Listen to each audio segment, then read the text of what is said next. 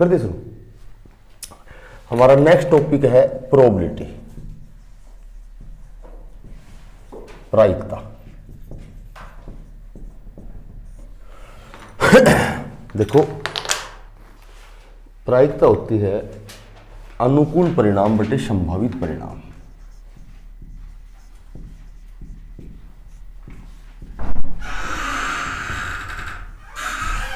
अनुकूल परिणाम बटे संभावित परिणाम।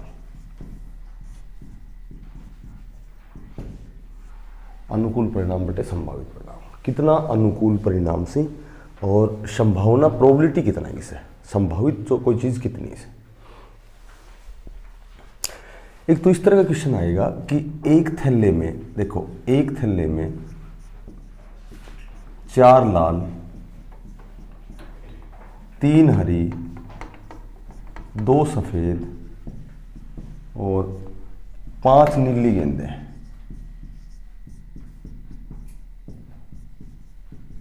एक थैले में 4 लाल 3 हरी 2 सफेद और 5 नीली गेंदें हैं। इनमें से यादृच्छा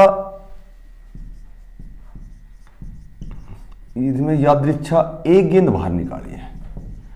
या तो एक गेंद निकालेंगे, या 2 गेंद निकालेंगे, या 3 गेंद निकालेंगे।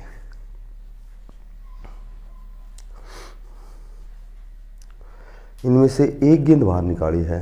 उस गेंद के लाल होने की प्रायिकता क्या है भाई? लाल, यो गेंद लाल है, इस बात की प्रोबेबिलिटी कितनी है, इस बात की प्रायिकता कितनी है। तो जब भी प्रायिकता एक गेंद की यदि पूछते हैं तो चाहे 2 गेंद की चाहे 3 गेंद की, हमेशा अनुकूल परिणाम बटे संभावित परिणाम होता है। लाल गेंद टोटल कितनी है? अनुकूल परिणाम में लाल गेंद कितनी है? 4। तो ऊपर लिखो 4 अनुकूल परिणाम, संभावित में टोटल आता है 4 3 7 2 9 और 5 14। तो इसका मतलब केवल एक गेंद की प्रायिकता 2/7 आएगी लाल की। यदि हरी गेंद की प्रायिकता पूछते हैं तो 3/14। यदि सफेद गेंद की प्रायिकता पूछते हैं तो 2/14 यानी कि 1/7। यदि नीली गेंद की प्रायिकता पूछते हैं तो 5/14। यह है केवल एक गेंद की प्रायिकता। अनुकूल में कुल कितनी सी, संभावित में टोटल। यदि एक गेंद की बजाय 2 गेंद निकाली सी, देखो यदि 2 गेंद निकाली गई है और वे दोनों गेंद कहीं भी रंग की सी, लाल हरी नीली पीली हरी कैसी भी रंग की सी, 2 गेंद निकाली सी, तो यदि 2 गेंद निकाली सी और वे 2 गेंद लाल हैं, इसकी प्रायिकता क्या है, इसकी प्रोबेबिलिटी क्या है? तो 2 गेंद की प्रायिकता कैसे निकालोगा? अनुकूल परिणाम मत लिखोगा। टोटल गेंद कितनी सी लाल? 4 में से 2 गेंद निकाली हैं और 14 में से भी 2 ही निकालेंगे। तो 4 तो उल्टे क्रम में 2 बार लिखो, 4 गुणा 3। 14 को 2 बार लिखो, 14 गुणा 13। 2/7 6/91। तो 2 गेंद लाल की प्रायिकता 6/91।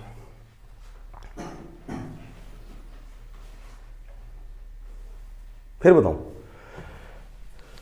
एक बात बताओ, 2 गेंद और दोनों ही गेंद नीली सी, ए बात की प्रायिकता कितनी से है? तो सबसे पहले तो यह देखो कि नीली गेंद कितनी सी। नीली गेंद 5 से, 5 मां से निकालनी सी 2 गेंद और 14 मां से भी निकालनी सी 2 गेंद। 5 ने वापिस चल लांगा 5 गुणा 4, 14 ने वापिस चल लांगा 14 गुणा 13। यदि गेंद 2 की बजाय 3 निकालता तो 3, 5 सी 3 और 14 सी 3, 3 गेंद नीली है। तो 5 को 3 व उल्टे क्रम में 3 बार चलो गुणा 3, 14 को 3 बार चलो गुणा 12। ये आएगा, समझ गए? 2 गेंद या 3 गेंद की प्रायिकता।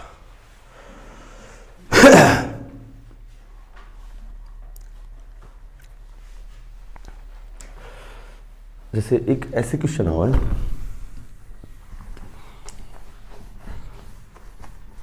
कि 17 कार्ड है। एक तो ये क्वेश्चन आता है ज़्यादा, 17 कार्ड हैं। 17 कार्ड में इसमें 1 से 17 तक की संख्या लिख रखे हैं। तो ये पूछेंगे सम संख्या की प्रायिकता, विषम की प्रायिकता, भाज्य की प्रायिकता और अभाज्य की प्रायिकता। 4 क्वेश्चन बनते हैं। 17 कार्ड हैं, इनमें 1 से 17 तक संख्या लिखी है।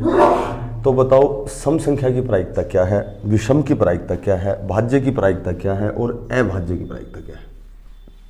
एक बात बताओ, 1 से 17 में टोटल सम संख्याएं हो गई 8, तो अनुकूल परिणाम हो गए 8 और टोटल परिणाम है 17। ये तो हो गई सम की। 17 में से विषम संख्याएं हैं 9, अनुकूल परिणाम 9 और टोटल हो गए 17। भाज्य होती है 4, 6, 8, 9, 10, 12, 14, 15। टोटल भाज्य संख्या हो गई 1, 2, 3, 4, 5, 6, 7, 8, 8/17। यह भाज्य की प्रायिकता हो गई। अभाज्य होती है जब टोटल 17 है और 8 भाज्य है, तो अभाज्य कितनी बच गई? 1 ना भाज्य होती ना अभाज्य होती है। ठीक है, तो अभाज्य भी कितनी हो जाएगी? 8। क्योंकि सबसे छोटी जो अभाज्य संख्या होती है वो 2 होती है। ठीक है, 1 ना भाज्य होती है और ना ही अभाज्य होती है। अनुकूल में तो वो लेना है जो है उसमें, और संभावित में टोटल लेना है। बेटा समझ में आएगा ना? मैं कहूं कि यदि PE का मान दे रखा है 0.05, तो E के न होने की प्रायिकता क्या है? न होने की प्रायिकता क्या है? E के न होने की प्रायिकता क्या है? तो केवल प्रायिकता 1 मानी जाती है। जब भी PE का मान दे रखा हो तो तुम्हें 1 में से घटाना है। 0.05 घटाओगे तो 0.95 आएगा। 5 पैसा, 1 रुपया में 5 पैसा घटाओगे तो 95 पैसा बचेगा।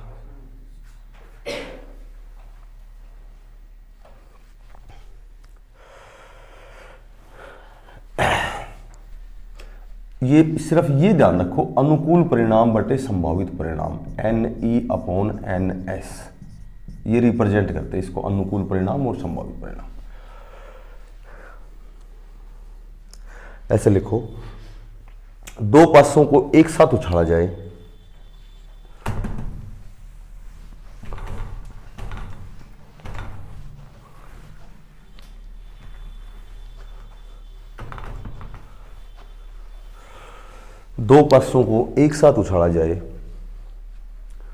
तो ऊपरी सतह के अंकों का योग 10 है।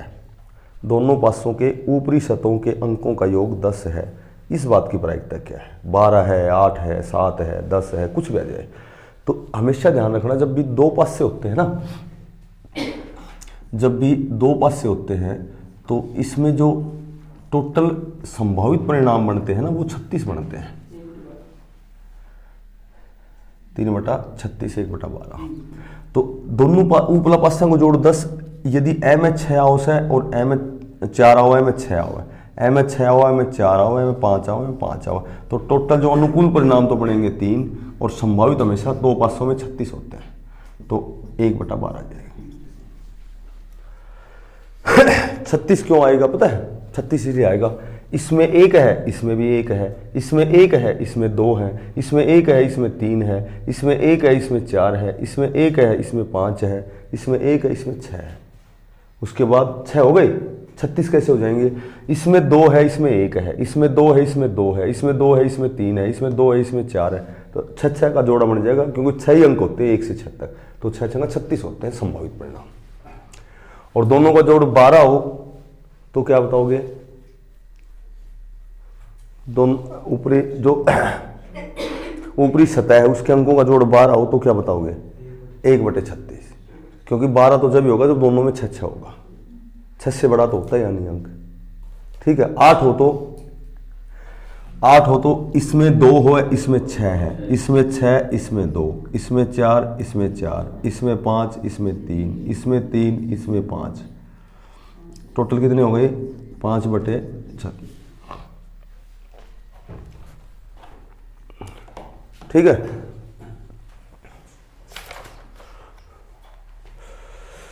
ऐसे लिखो, यदि 2 सिक्के उछाले जाते हैं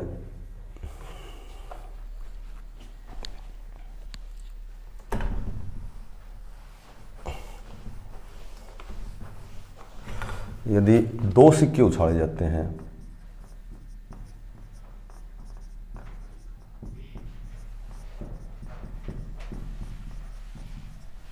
यदि 2 सिक्के उछाले जाते हैं तो ज्ञात करो कि 2 चित आने की प्रायिकता।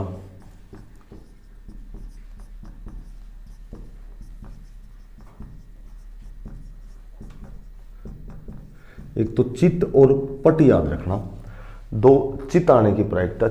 चित हमेशा हेड होता है और 2 पट आने की प्रायिकता, पट हमेशा टेल होता है।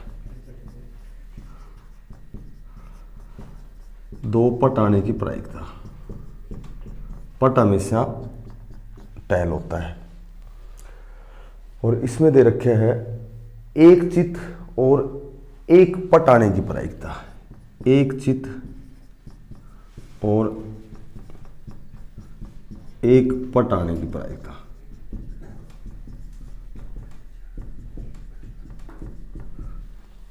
हमेशा क्वेश्चन आता है ऐसा एग्जाम में।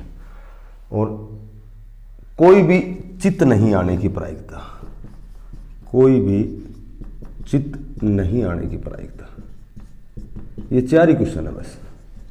इन चारों को घुमा घुमा के, घुमाए कुछ ना घूमे इसमें, इन चारों की भी ना घूमे, और 4 क्वेश्चन बार बार और मैं से एक क्वेश्चन देता रहे।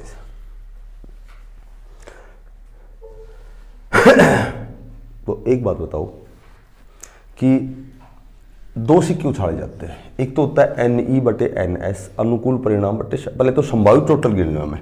2 सिक्का जब भी उछालेगा, ये 2 सिक्का से, ठीक है, इसमें हेड आवा है, इसमें भी हेड आवा है, इसमें हेड आवा है, इसमें टेल आवा है, इसमें टेल आवा है, इसमें हेड आवा है, और दोनों में ही टेल आए। तो टोटल संभावित तो 4 ही, नीचे तो हमेशा 4 ही करना है तुम्हें। 2 सिक्के का जब भी जिक्र आए तो नीचे 4 करना है। जैसे 2 पासों का जिक्र आए तो नीचे 36 करना है हमेशा। इसमें हमेशा नीचे क्या करना है, 4। 2 चित आने की प्रायिकता, दोनों में चित यानी कि दोनों में हेड आने की प्रायिकता 1 ही होती है, तो ये तो हो गया 1/4। 2 पट आने की प्रायिकता, ये भी 1/4 हो गया। 1 चित और 1 पट, इसमें चित इसमें पट, इसमें पट इसमें चित, तो ये कितने हो गए टोटल अनुकूल, कितने हो गए 2, और 2/1/2। और कोई भी चित नहीं आने की प्रायिकता, यानी कि दोनों में टेल आए, दोनों में पट आए, तो 1/।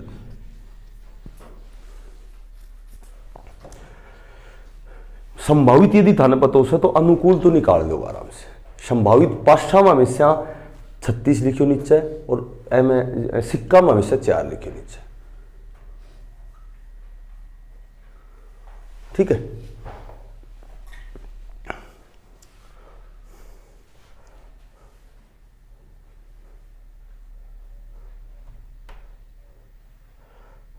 एक जब भी प्लेइंग कार्ड्स पाओगे ना, क्वेश्चन कार्ड्स पे ताशा की गड्डी पे यदि क्वेश्चन हाउस है, तो कभी तो पान का पत्ता निकाल देगा बाहर, कभी कैसे भी, टोटल 52 पत्ता रही से।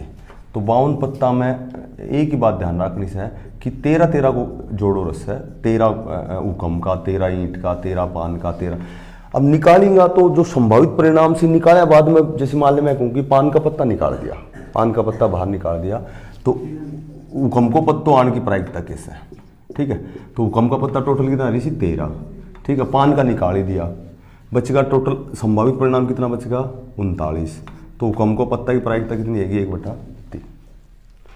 मैंने कहूँ कि एक प्लेइंग कार्ड्स है, प्लेइंग कार्ड्स की एक डब्बी है, उसमें बादशाह की प्रायिकता बताओ, बादशाह की प्रायिकता, तो 4/52 लग जाएगा। एक चित्र पत्तों जब भी पूछे ना, एक पत्ता निकाला गया है और वो पत्ता है, वो चित्र पत्ता है, उसकी प्रायिकता क्या है। तो चित्र पत्ता एक तो इक्को है ना, इक्को यानी ए से रिप्रेजेंट करिए, चित्र पत्तो ऐसा है, एक गोलो, एक बेगी, एक 13 बादशाह, तो ये 4 चौका 16 ही से। तो चित्र पत्ता हमेशा 16 ही से भाई। एक तो गोलो है, चित्र आई में एक बेगम, एक बादशाह और एक इक्को, तो 4 रंगा का 4 चौका 16, तो चित्र पत्ता 16 रही से।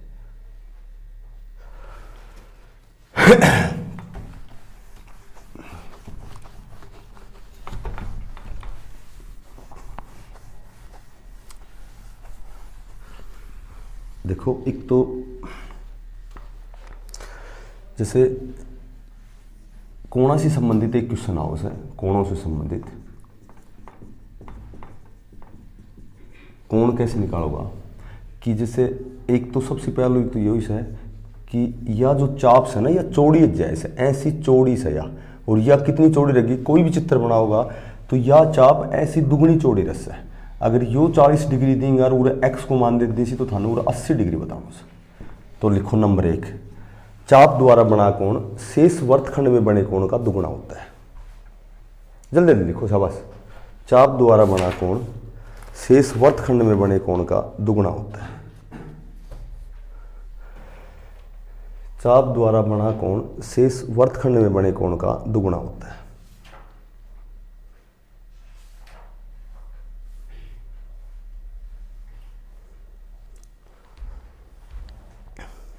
वर्तखंड में बने कोण का दुगुना होता है। यो चित्र ही बना लो, शाबाश।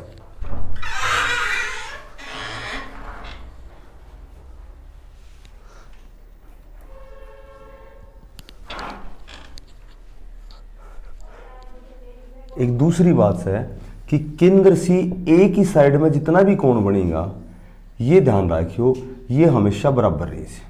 अगर यो 40 है तो यो भी 40 है। यो केंद्र सेंटर सी एक ही साइड में बने कोण हमेशा बराबर होते हैं।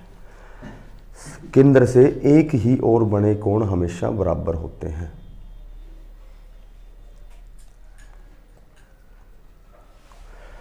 केंद्र से एक ही ओर बने कोण हमेशा बराबर होते हैं।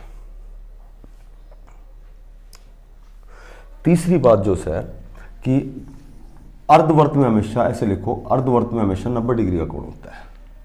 अर्धवर्त में हमेशा 90 डिग्री का कोण होता है। अर्धवर्त में 90 डिग्री का कोण होता है।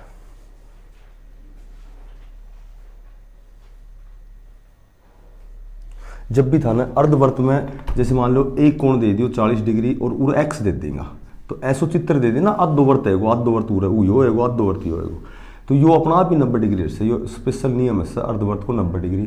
टोटल तीनों कोणों का योग 180 है।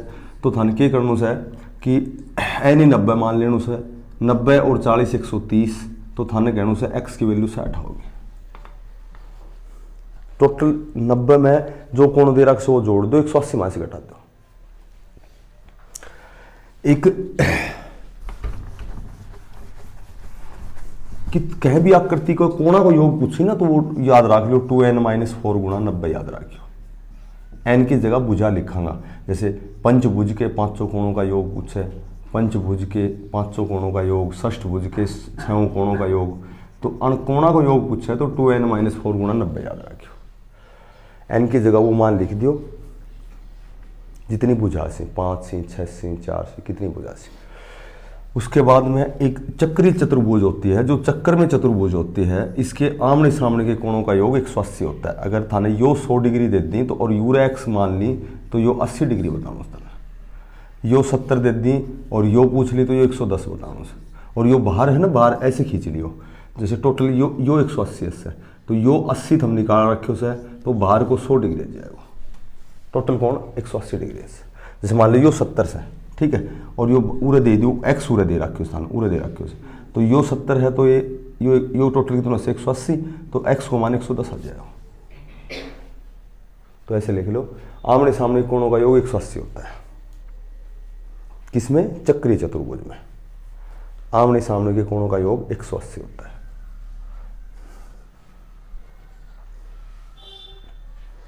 चक्रीय चतुर्भुज में आमने सामने के कोणों का योग 180 होता है।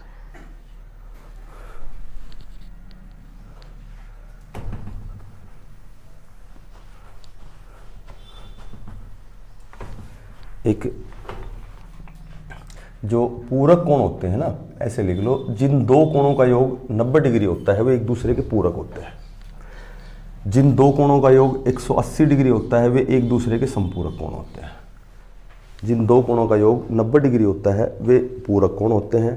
जिन दो कोणों का योग 180 डिग्री होता है वे संपूरक होते हैं।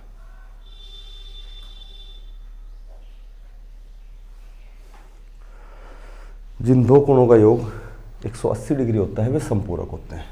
एक होता है पूर्ण कोण। पूर्ण कोण होता है, ये पूर्ण कोण होता है 360 डिग्री। पूर्ण कोण होता है 360 डिग्री। एक होता है वृत्त कोण।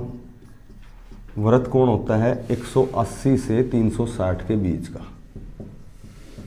180 से 360 के बीच को वृत्त कोण कहते हैं। एक होता है सरल कोण। सरल कोण को रिजु कोण भी बोलते हैं। सरल कोण कौन सा होता है? रिजु कोण तो 180 डिग्री होता है। सरल कोण या रिजु कोण होता है 180 डिग्री।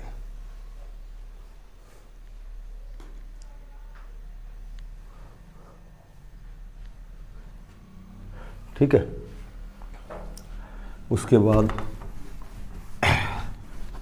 एक कोणा की बजाय एक वर्त की, जैसे दो रेखाओं को यदि एक तिर्यक रेखा ऐसे प्रतिच्छेद करती है, ठीक है, तो ये कोण 8 बनते हैं। जैसे मान लो यहाँ तुम्हें 70 डिग्री दे दिया, ये कोण 1 है, ये कोण 1 है, कोण 2 है, कोण 3 है, कोण 4 है, कोण 5 है, कोण 6, अच्छा ये ऊपर हो गया 5, तो 5 ये हो गया, 6 ये हो गया, ये 7 हो गया, ये 8 हो गया, टोटल 8 कोण है। कोई भी एक कोण देख करके कोण 6 का मान बताओ, कोण 5 का मान बताओ।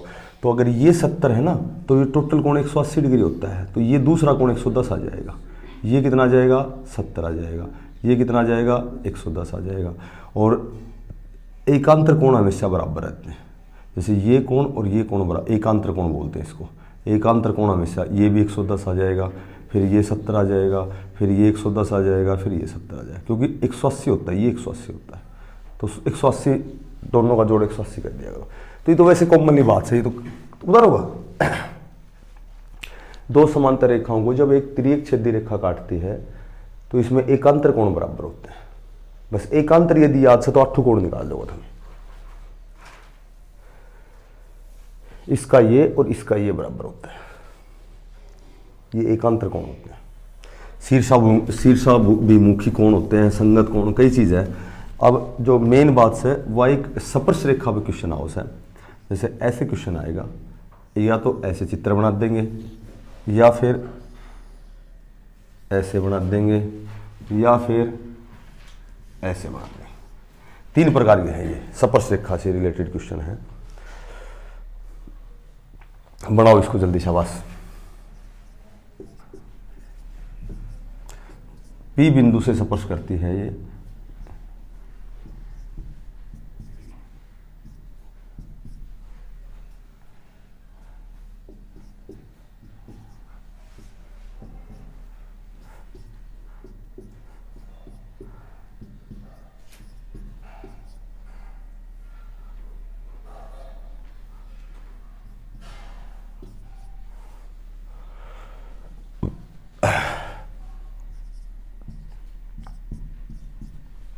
तीनों अलग अलग बता दी मैंने। 3 प्रकार की स्पर्श रेखा है। छेदक रेखा बोलते हैं, जो प्रतिच्छेद करती है इसको छेदक रेखा बोलते हैं। स्पर्श रेखा जो सिर्फ एक सिरे को छूती है। बाकी डिटेल से समझाऊंगा जब ये चैप्टर आएगा जब। लेकिन फिलहाल हमें कैसे करना है कि हर सवाल को एक ही सूत्र बना है, और वो सूत्र है पी ए ने पी बी सी गुणु करांगा और बराबर पी सी गुणा पी डी। ये एक ही सूत्र होता है। पी ए, देखो पी ए हमारे पास 5 है, पी बी कितनी है ये बताओ। ये लिख दो पी बी की जगह, देखो पी बी कितना है। पी बी का मतलब 5 तो ये रहा और x ये रहा, तो अगर ये 3 होता तो 5 और 3 8 लिखते। x है तो 5 + x कर दिया, ये x + 5 कर दिया। बराबर पी सी कितना है ये बताओ। पी सी कितना है 4, पी डी कितना है, बस x का मान आ जाएगा। तो ये एक सूत्र होता है पी ए गुणा पी बी बराबर पी सी गुणा पी डी।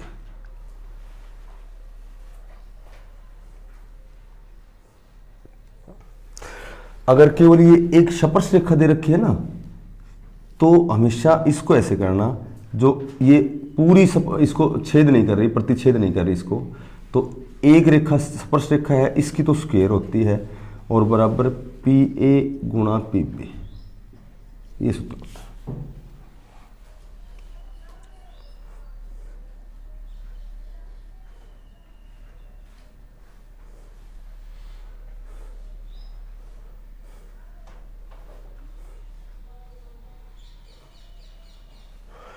इसमें दोनों अंदर है तो वही सूत्र लगेगा पी ए गुणा पी बी और बराबर पी सी गुणा पी डी। यानी कि पी ए एक्स है, पी बी 5 है, पी सी 3 है और पी डी 4 है। एक्स की वैल्यू आ जाएगी। सूत्र ये एक ही रहेगा बस, पी ए गुणा पी बी बराबर पी सी गुणा पी डी, और ए बी सी डी की जगह और कुछ भी दे देंगे तो भी कहने का मतलब ये है कि ये गुणा ये बराबर ये गुणा ये, इसमें इसकी स्क्वायर हो जाती है क्योंकि ये अंदर तक स्पर्श नहीं करते, ये प्रतिच्छेद रेखा नहीं है, ये स्पर्श रेखा है।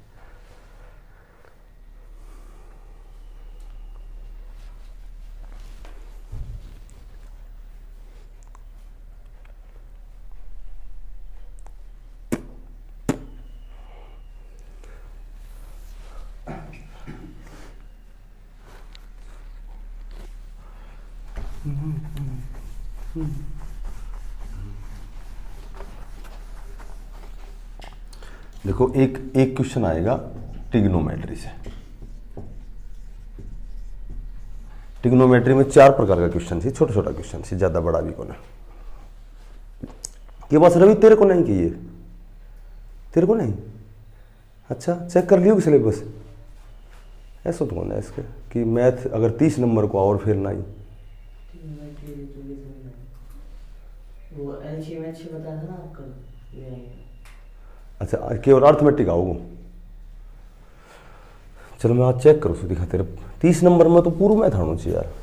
चल देखते हैं ट्रिग्नोमेट्री में। देखो एक तो साइन 90 माइनस थीटा बराबर है कोस थीटा, एक कोस 90 माइनस थीटा बराबर है साइन थीटा, एक tan 90 माइनस थीटा बराबर है कोट थीटा, एक कोट 90 माइनस थीटा बराबर है tan थीटा, एक होता है सीकेंट 90 माइनस थीटा, ये बराबर होता है कोसिकेंट थीटा, और एक होता है कोसिकेंट 90 माइनस थीटा बराबर होता है सीकेंट थीटा।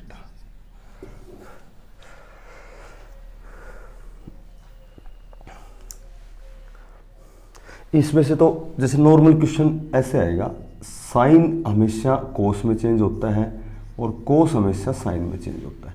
तो जब भी साइन और कोस ऊपर नीचे दे दी, या टेन कोट ऊपर नीचे दे दी, या सीकेंट कोसिकेंट ऊपर नीचे दे दी, तो हमेशा को मान एक आ जाए ऐसे, ठीक है। क्योंकि ये जब साइन 90 माइनस थीटा करेंगे तो ये कोस 50 हो जाएगा, कोस 50 से कोस 50 कट जाएगा। साइन का उल्टा कोस होता है, टेन का कोट और सीकेंट का कोसिकेंट। क्लियर। सबसे बड़ी बात जैसे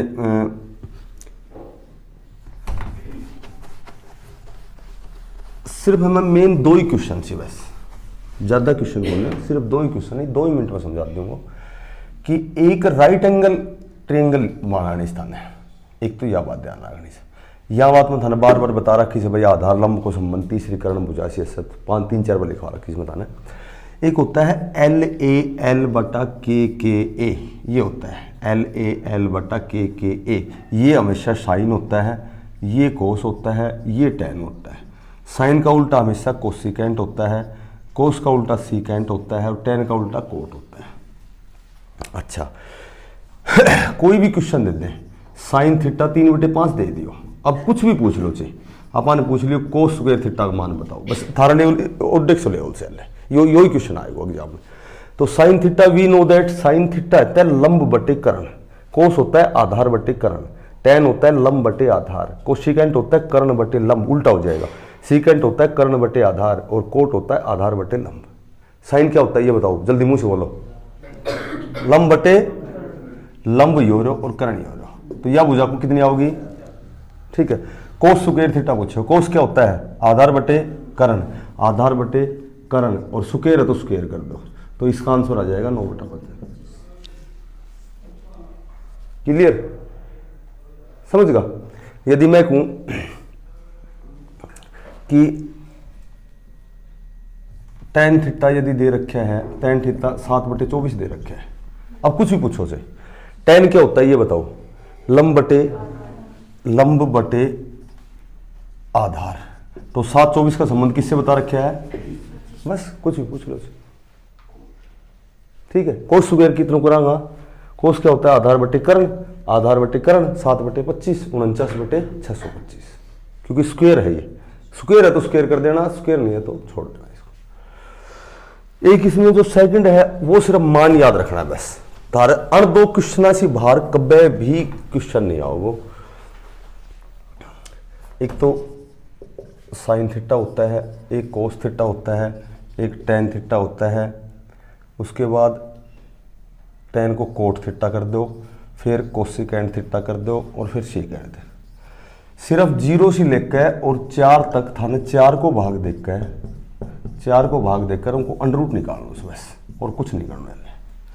नो बताओ, 0 में 4 को भाग देंगे तो 0 आनुस है, 1 को वर्गमूल 1 आनुस है, 4 को वर्गमूल 2 आनुस है, 2 दूनी 4, 1 को वर्गमूल 1 आनु है, 2 को अंडर रूट 2 आनुस है, 3 को वर्गमूल ना निकला अंडर रूट 3, 4 को वर्गमूल निकल जाएगा 2 आ जाएगा, और 1 को वर्गमूल 1 रस।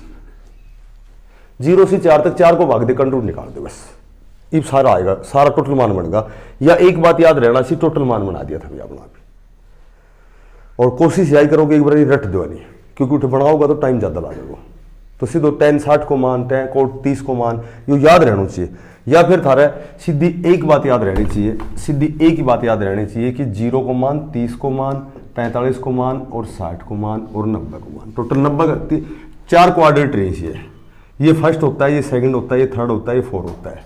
इसमें 0 से 90 डिग्री तक के मान होते हैं, इसमें 180 तक मान हो जाते हैं, इसमें 270 तक होते हैं, इसमें 360 तक हो जाते हैं। तो इसमें after school to college, after all positive होते हैं। एस को मतलब साइन और कोसिकेंट पॉजिटिव होते हैं, बाकी सारे नेगेटिव होते हैं 180 तक, 90 से 180 के बीच में। 180 से 270 के बीच में टेन और कोट पॉजिटिव होते हैं, बाकी सारे नेगेटिव होते हैं। इसमें 270 से 360 तक कोस और सीकेंट पॉजिटिव होते हैं, बाकी सारे नेगेटिव होते हैं। तो ये तो चूंकि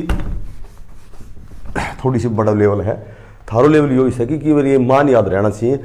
और एक लाइन याद रखो, 0 1/2 1/√2 और √3/2 और 1 बस।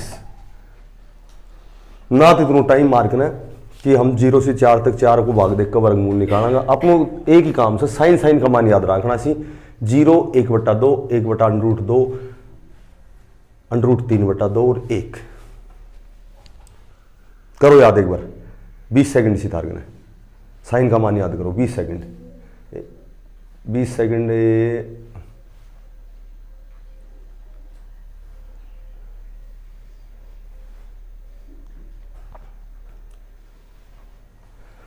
प्रशांत बता बेटा जल्दी से। 0 1/2 1/√2 √3/2 और 1। शाबाश, बस ये आ गया यार, ये सारा ही निकल गया। कोस साइन को उल्टो इससे, जो साइन 90 को से वो कोस 0 को मान को।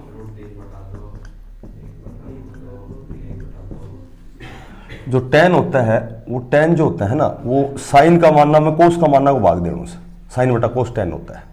तो 0 एक तो 0/1 होता है और एक 1/0 होता है। 1/0 इन्फिनिटिव होता है, 0/1 0 होता है। तो अब 0 में 1 का भाग दोगे तो क्या आएगा, इसमें इसका भाग दोगे तो क्या आएगा, इसमें इसका भाग दोगे तो क्या आएगा, इसमें इसका भाग दोगे तो क्या आएगा, और 1 में 0 को भाग दोगे तो क्या आएगा, और कोट आएगा उल्टा जाएगा।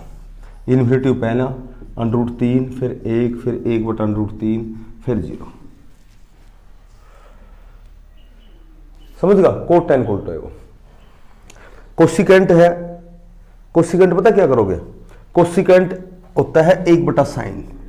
तो साइन का जो भी मान सुनो उल्टा कर दो, यानी कि 1/0 करोगा तो इन्फिनिटिव, 1/2 उल्टो करोगा तो 2/1, 1/√2 न करोगा तो √2/1, ऐ नहीं करोगा तो 2/√3, और 1/1 न उल्टो करोगा तो 1। और जो सीकेंट होता है वो 1/cos होता है, कोस के मान उल्टे कर दो। 1/1 क्या होता है 1, √3/2 क्या होता है 2/√3, इस ये उल्टा क्या होता है √2, और ये उल्टा क्या होता है 2, और इसको उल्टा करोगे तो क्या आएगा इन्फिनिटिव। भाई 0/1 है, 1/0 होते ही क्या हो जाएगा 1/0 इन्फिनिटी। तब कोई भी मान पूछेगा वो मान पुट करने से और सोल्व करने से। बस मैं कह दूं कि मैं कहूं कि साइन ऐसे आओ क्वेश्चन, साइन 60 डिग्री और जमा कोस 45 डिग्री, इसका मान बताओ। जैसे ये क्वेश्चन एग्जाम में आ गया, स्क्वायर आए तो स्क्वायर कर देना, स्क्वायर ना आए तो छोड़ देना। साइन 60 होता है √3/2, प्लस कोस 45 होता है 1/√2।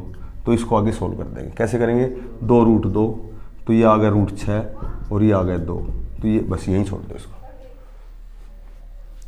ठीक है, स्क्वायर में आए, sine square 60 degree, cos square 45 degree, तो तुम्हें क्या करना है, इसके स्क्वायर कर देना, ऐसे स्क्वायर कर देना। तो ये 3/4 और 1/2, 4 एलसीएम आ गया, तो इसका आंसर आ जाएगा 5/4। स्क्वायर आए तो स्क्वायर कर दियो, स्क्वायर ना आए तो एज इट इज उसका मान पुट करो, जमा घटा गुणा जो भी आ रहा है वो उसको सॉल्व कर दो।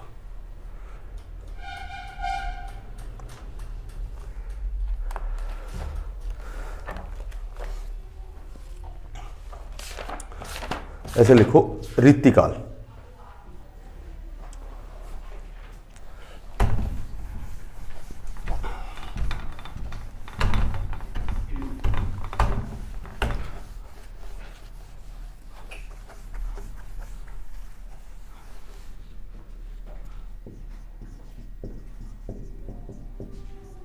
ऋतिकाल,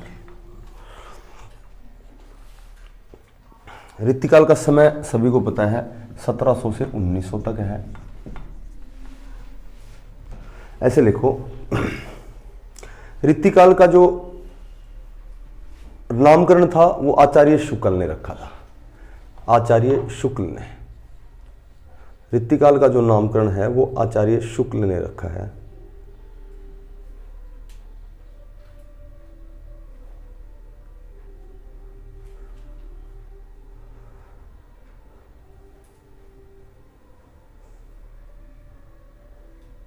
इसमें ऋतिकाल में 3 प्रकार के कवि हुए हैं।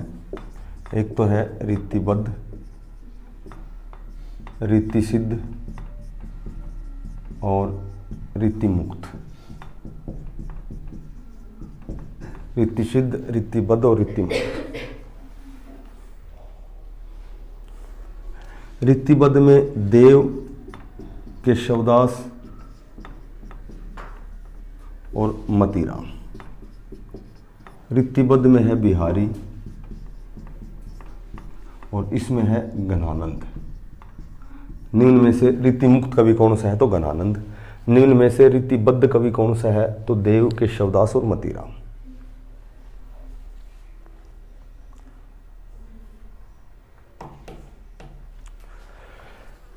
ऐसे लिखो ऋतिकाल का जो प्रवर्तक कवि है वो किसको माना जाता है, तो ऋतिकाल का प्रवर्तक कवि माना जाता है वो केशवदास को माना जाता है, जबकि इसका नामकरण दिया था आचार्य रामचंद्र शुक्ल ने।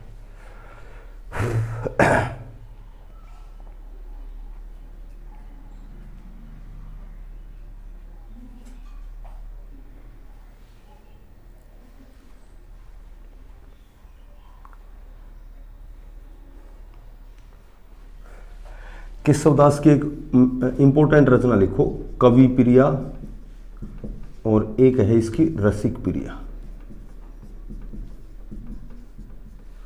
मतीराम की रचना लिखो,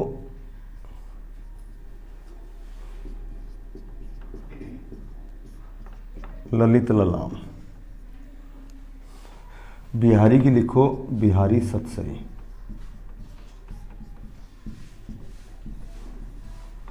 बिहारी सतसई।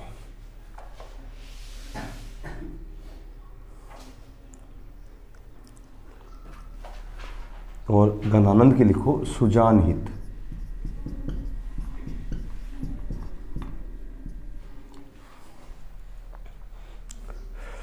अब थारा लेवल की बात बताऊं सर, मैं छोटी सी बात ध्यान रखनी है कि ऋतिकाल की थाने केवल और केवल भाषा पूछेंगे तो थाने ब्रज भाषा बताने से, इसमें पूरे ऋतिकाल में ब्रज भाषा का प्रयोग किया है।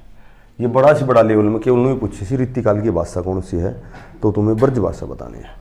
ऋतिकाल का तुम्हें जब भी रस पूछे कौन सा रस है, तो तुम्हें श्रृंगार रस बताना है, श्रृंगार रस।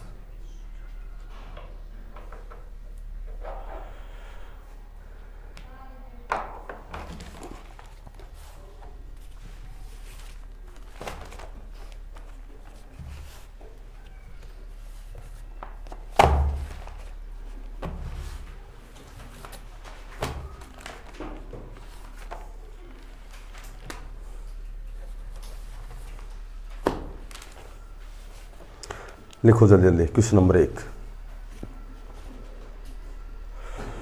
किस अनुच्छेद के तहत संशोधन किया जाता है?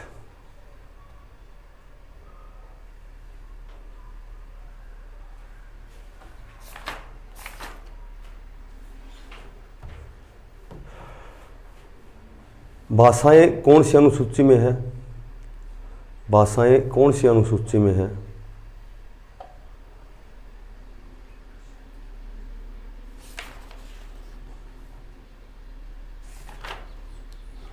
भाषाएं कौन से अनुच्छेद के तहत आती हैं? किस अधिकार को भीमराव अंबेडकर ने हृदय और आत्मा की संज्ञा दी है? किस अधिकार को अंबेडकर ने हृदय तथा आत्मा की संज्ञा दी है?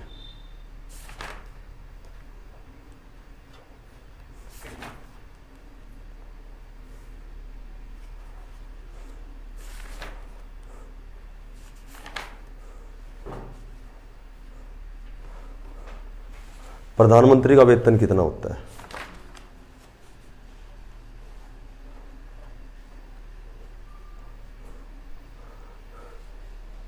लोकसभा के विपक्ष का नेता?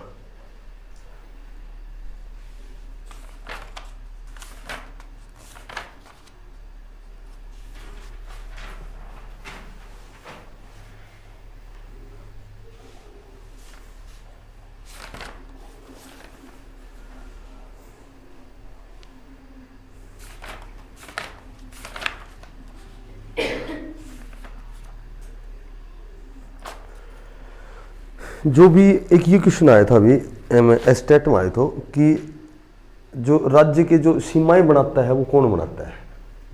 राज्य की जितनी भी सीमाएं निर्धारित करता है वो कौन निर्धारित करता है? राष्ट्रपति, उपराष्ट्रपति, संसद, लोकसभा, राज्यसभा। तो ये क्वेश्चन एस्टेट में आया था।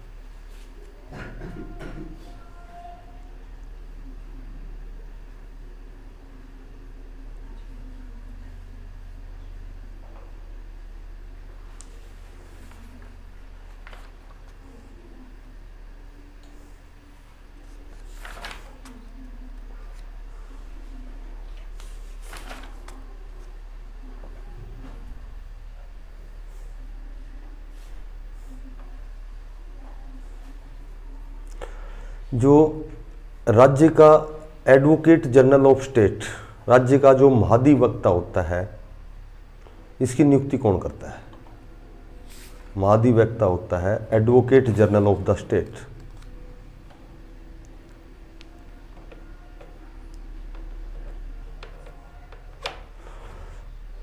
अभी यूपी में चुनाव है ना, उसमें यूपी में विधानसभा की कितनी सीटें हैं?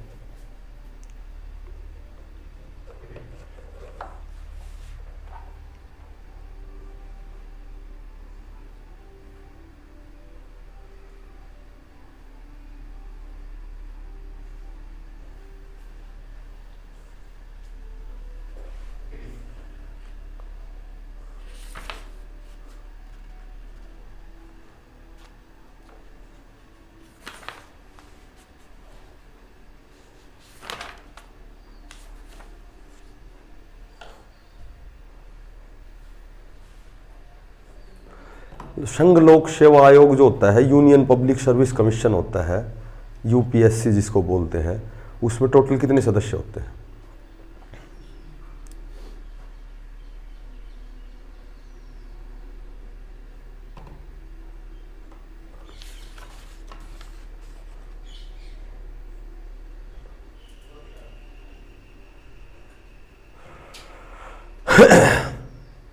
मतदाताओं की जो आयु है 21 वर्ष से घटाकर 18 वर्ष कब कर दी गई थी? 21 वर्ष से पहले 21 वर्ष थी मतदाता की आयु, मत देने वाले की आयु 21 वर्ष थी, लेकिन 18 कर दी। वो कब करी है? वित्त आयोग किस अनुच्छेद के तहत?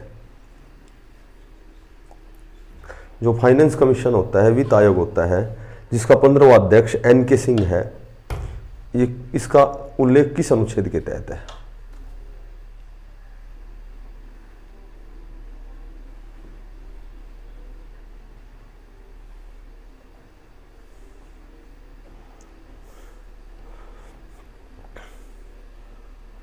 भारत का महान्यायवादी कौन है? Attorney general. एक तो एडवोकेट जनरल होता है, एक अटॉर्नी जनरल होता है। अटॉर्नी जनरल तो महान्यायवादी होता है और वो महाधिवक्ता होता है।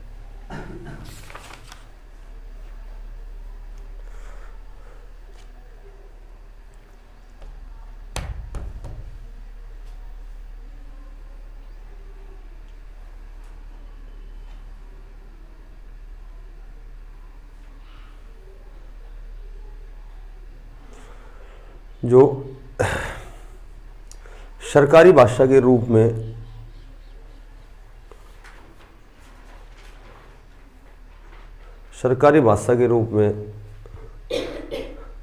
अंग्रेजी भाषा को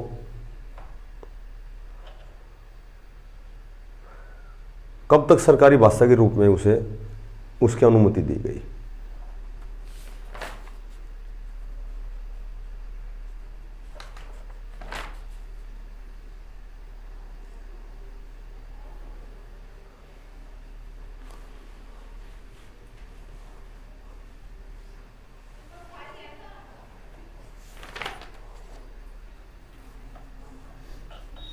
प्रथम आम चुनाव कब हुए? स्वतंत्र भारत के उपरांत। वैसे तो पहले 1937 में हो गए थे, जवाहरलाल नेहरू और पटाभी सीतारामैया के बीच हुआ था 1937 में ही। पर स्वतंत्र भारत के बाद प्रथम आम चुनाव कब हुए?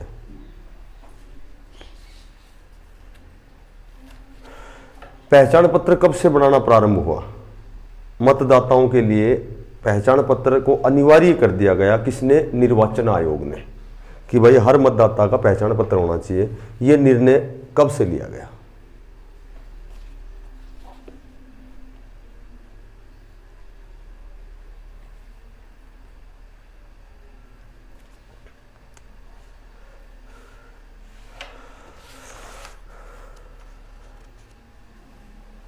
पंचायती राज का संबंध किस अनुच्छेद से है?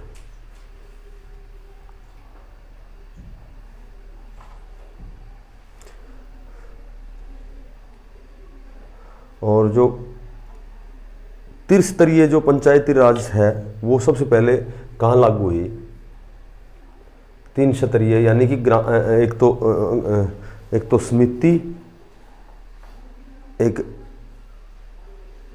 सरपंच और पंच और एक जिला पार्षद, यानी 3 स्तरीय सबसे पहले कहाँ लागू हुआ?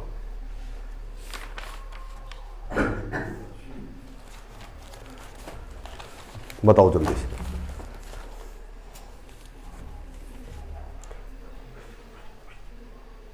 क्वेश्चन नंबर 1 बोलो बेटा। क्या? 368 370 को JNK से संबंध है और संशोधन करो जाए से वो 368 के तहत 8वीं में। टोटल 12 अनुसूची हैं, 3 सूचियां हैं।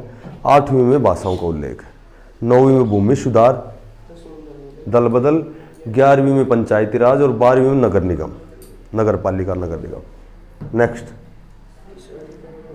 जोर से कौन बोल सका? स्वैधानिक उपचारों का अधिकार, अनुच्छेद 32 से 35, 7वां जो है। टोटल 6 हैं, बाकी क्रम उसका 7वां है। बीच में एक हटा दिया, संपत्ति का अधिकार हटा दिया, तो इसलिए 6 हो गए। वैसे ये 6ठा है, बाकी संविधान, मूल संविधान में 7वां था। स्वैधानिक उपचारों का अधिकार, इसको भीमराव अम्बेडकर ने हृदय की आत्मा का संविधान कहा है और ये अनुच्छेद 32 से 35 तक आता है।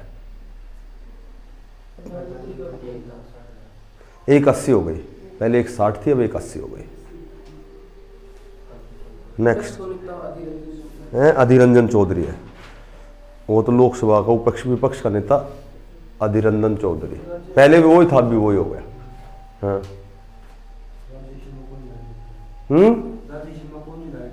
संसद निर्धारित करती है। उसमें ऑप्शन में राष्ट्रपति आते ही सबसे पहले राष्ट्रपति का निशान लगाते हैं, वो गलत होता है। संसद। नेक्स्ट, राज्यपाल। राज्य वाला की राज्यपाल और सेंटर वाला की राष्ट्रपति।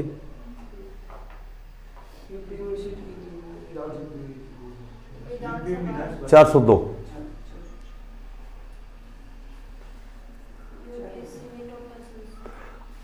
एक मुख्य और 8 अन्य, 9 होते हैं। अन्य 8 होते हैं, एक मुख्य होता है।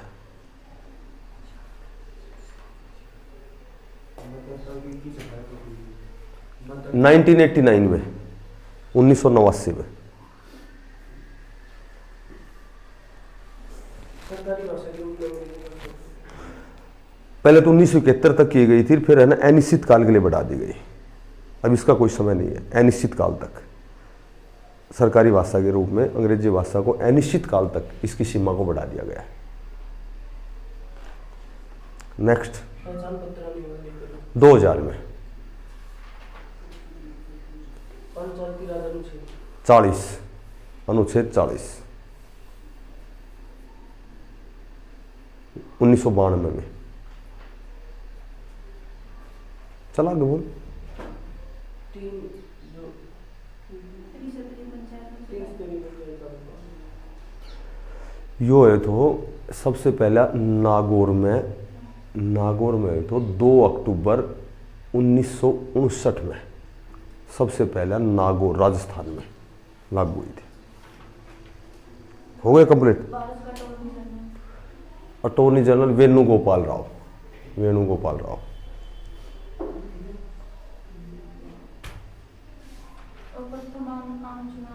51-52 में, 1951-52 में।